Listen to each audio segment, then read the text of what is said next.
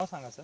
जगन्नाथ लक्ष्मण विधाते जानोरी, जानोरी, तालुका दिंडोरी. तालुका दिंडोरी, जिल्हा नाशिक. अच्छा, आपलं जे पॉलिहाऊसमध्ये तुम्ही गुलाबाचं जे पीक घेतायत त्याला साधारण किती दिवसापासून घेतायत ते आता आम्ही जवळजवळ 5 वर्षापासून घेतोय. अच्छा, किती एक एरिया किती आहे हा? 1 एकर आहे. 1 एकर क्षेत्रात तुमचं पॉलिहाऊसमध्ये गुलाबाचं पीक घेतायत तुम्ही इतक्या वर्षापासून.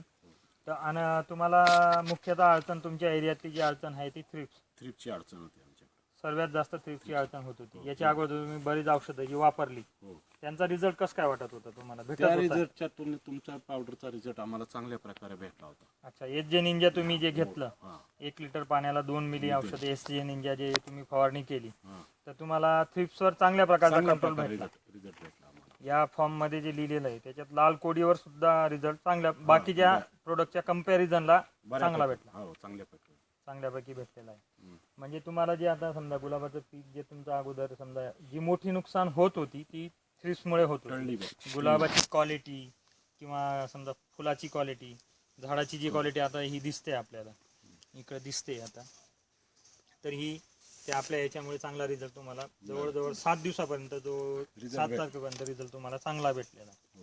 त्याच्यानंतर तुम्ही दुसरी औषधं मध्ये घेऊन घेतली फवारणीला, रेग्युलर स्प्रे घ्यावेच लागतात त्या प्रमाणात तुम्ही घेतलेले.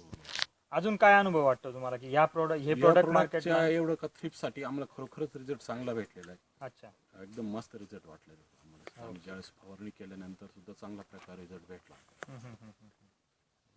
याच्या पुढून मग तुम्ही जे पुढचे हात आहेत थ्रिप्ससाठीचे ते आपल्या प्रोडक्टचे एसजे निंजाचे घेणार आहात का? हो. हो, चालेल सर, थँक्यू.